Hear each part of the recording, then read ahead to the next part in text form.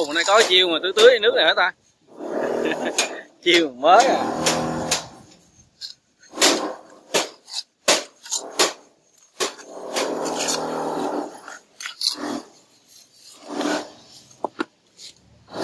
Này mới đi làm thợ mới có 2 năm mà sao không to rồi đẹp dữ vậy ta?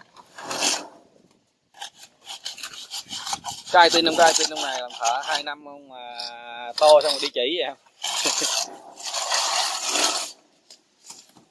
Không, có nhiều người ta khéo tay lắm, ta mới làm nhưng mà cái đúng rồi.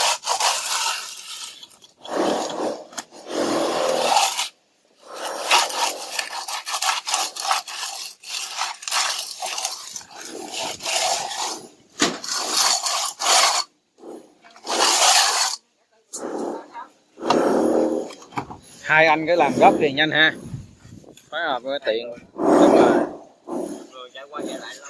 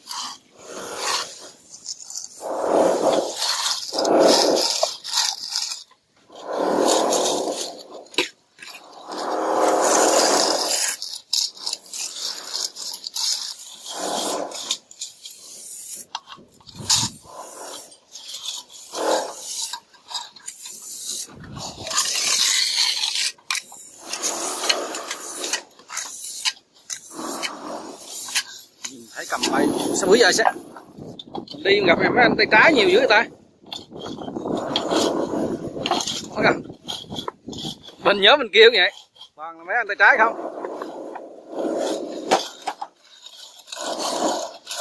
Nhìn mà thấy cầm bay là biết, đi bay mà thấy lạ lướt là biết mức độ là cỡ nào này.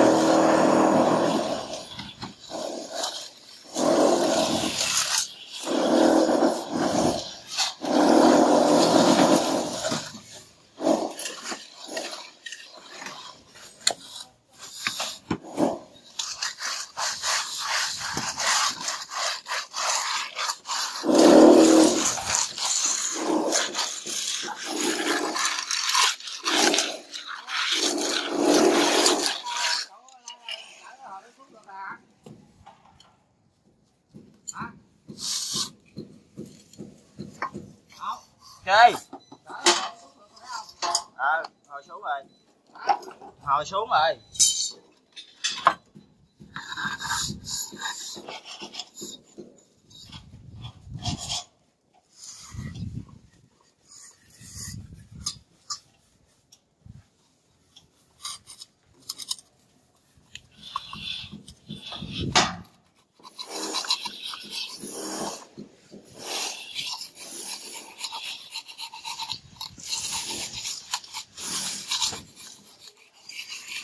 Vậy hỏi hồi dây đủ chưa, hồi xuống vàng rồi.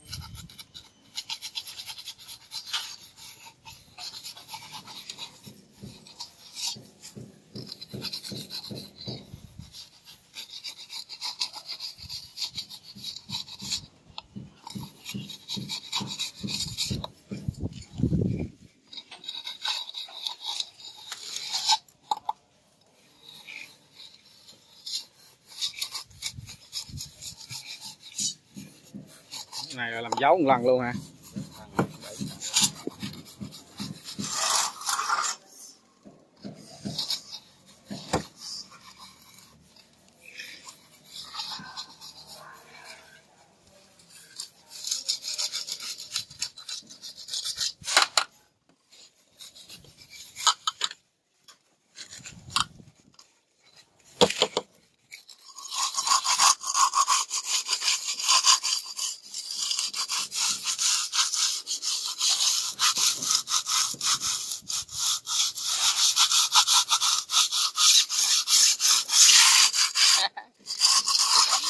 Hai anh cũng một kiểu mà ấy, mà hai kiểu làm khác. Anh ủi cho nữ xuống, anh ở dưới ủi lên. Vui hả?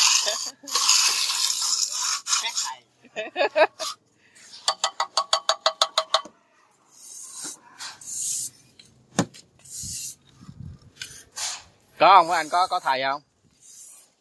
Em đi không? Giờ mà nếu mà hỏi thử ai thầy qua đó, tôi cũng biết ai thầy tôi nữa. Tôi đi theo hết công trình này tới công trình nọ rồi mấy ông đi trước rồi.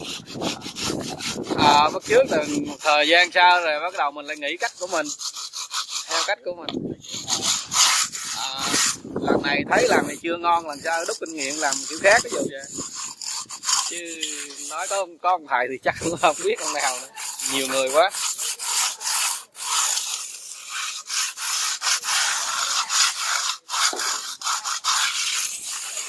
Chỉ có ông Tổ rồi đúng không? Chỉ có ông Tổ rồi.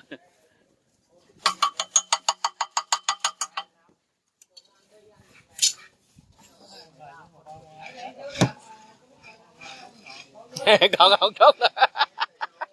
Cái ông trốn nợ này mới đọc nè.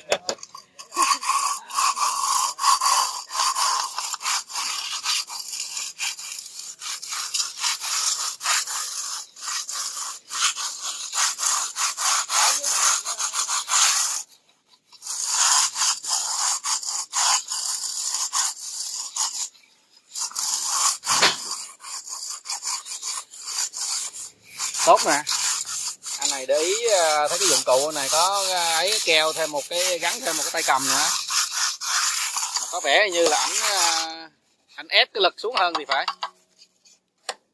không? Như là anh có ép vô là nhiều á.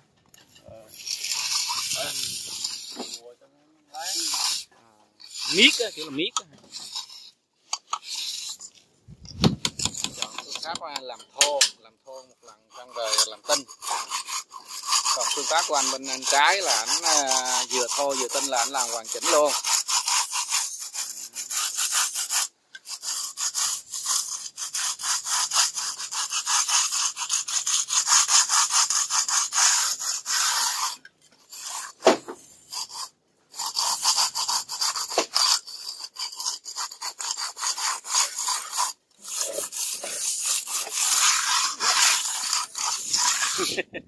Chết là bị học nghề này. Ông này không nói hôm nay có ông, hôm nay có ông quay phim mà không học nghề bị lộ bài.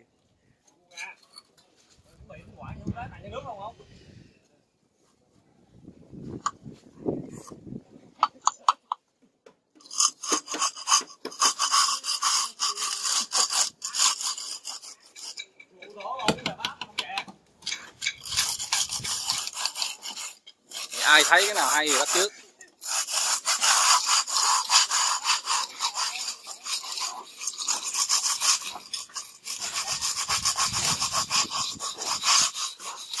Mà để có cơ hội mà hai người đứng làm gần với nhau vậy mà khác kiểu ở đâu có dễ đúng không? Đâu có ai thấy cái này đâu. Hôm nay vô tình mình gặp hai ông vui quá.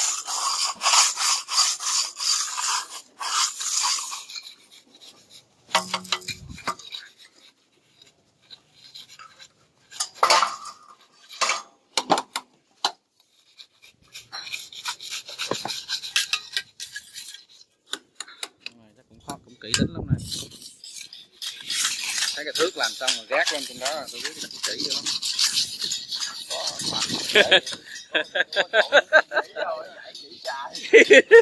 Nhận đại đi rồi đó. Chỗ này có chỗ gác nữa.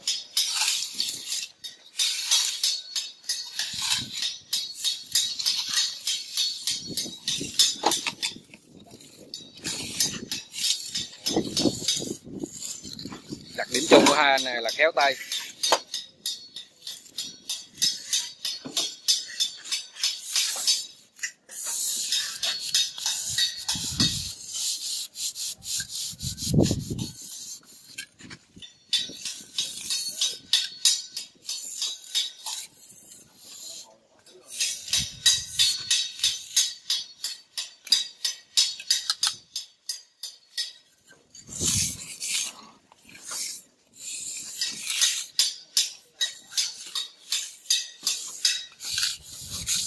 Cái trộn cái hồ này cái độ ẩm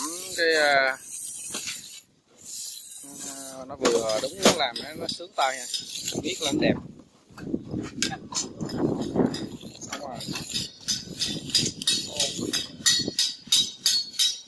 Cũng là một kỹ năng chứ không phải. Mình nhìn thấy bên đây trộn hồ đẹp.